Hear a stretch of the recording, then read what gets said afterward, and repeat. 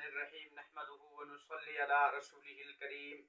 أما بعد فأعوذ بالله من الشيطان الرجيم بسم الله الرحمن الرحيم يمحق الله الربا ويربي الصدقات وقال النبي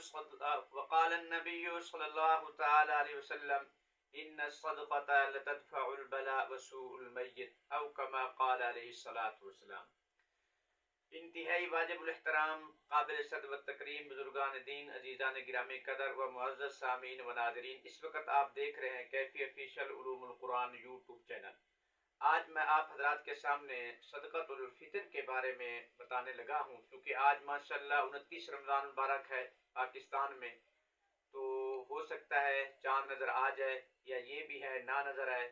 تو وہ لوگ جنہوں نے ابھی تک صدقۃ الفطر ادا نہیں کیا ان سے گزارش ہے، ریکویسٹ ہے کہ اپنا صدقۃ الفطر ادا کر لیں، اپنے مقامی علماء سے جو صدقۃ الفطر کی جو مقدار ہے وہ ادا کریں۔ اس کا خلاصہ یہ ہے کہ جو ماشاءاللہ نچلے درجے کے لوگ ہیں، جن کے ذرائع آمدنی کم ہیں،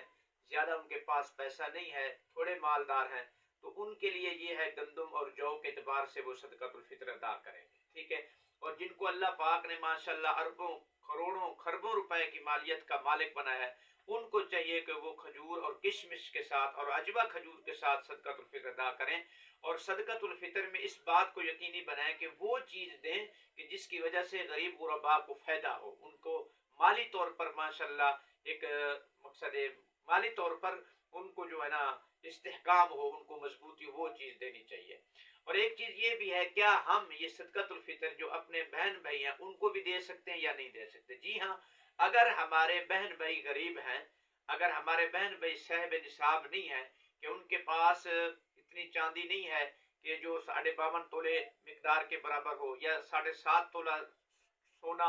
یا اس کے برابر کی قیمت کوئی چیز ان کے پاس نہیں ہے، تو ان کو دیا جا سکتا ہے، ٹھیک ہے۔ تو صاحب نصاب کس کو کہتے ہیں؟ جس کے پاس 52.5 تولہ چاندی ہو یا اس کی قیمت ہو، یا 7.5 تولہ سونا یا اس کی قیمت، یا اس کے مقابلے میں کوئی زائد اشیاء موجود ہو جن کی قیمت اتنی بنتی ہو، ان کے اوپر یہ صدقۃ الفطر واجب ہوتا ہے۔ تو بہن بھائیوں کو بھی دے سکتے ہیں، لیکن بہن بھائیوں کو دیں گے اس میں ایک چیز کا ہم نے خیال رکھنا ہے کہ وہ بہن بھائی ہم سے الگ ہوں۔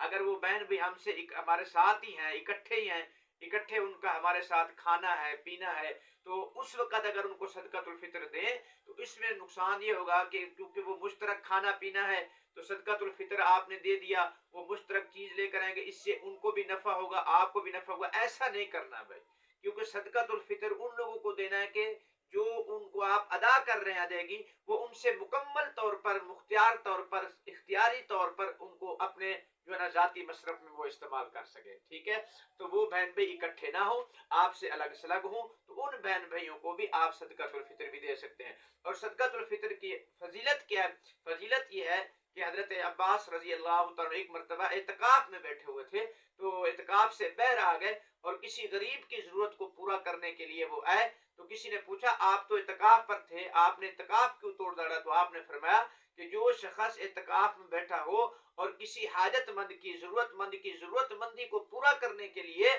فرمایا قدم اٹھاتا ہے، اللہ پاک اس کو 10 سال کے برابر اعتکاف کا ثواب عطا فرماتے ہیں۔ تو صدقۃ الفطر بھی ایسی چیز ہے، اس کی ادائیگی اس لیے ہے تاکہ ہمارے محلے کے اندر، علاقے کے اندر جو غریب غرباء ہیں، یتیم ہیں، مسکین ہیں، مسافر ہیں، جو مستحقین ہیں، تاکہ وہ بھی عید کی خوشیوں میں برابر طور پر ہمارے ساتھ شامل حال ہو سکیں، ٹھیک ہے۔ امید ہے آپ کو یہ مسائل سمجھ میں آ جائیں ہوں گے، نہیں آئے تو کمنٹ میں انشاءاللہ پوچھ لینا، انشاءاللہ آپ کو دوبارہ بتا دیے جائیں گے۔ آخر میں ریکویسٹ کروں گا کہ میرے اس چینل کو لائک سبسکرائب ضرور کریں، بہت شکریہ۔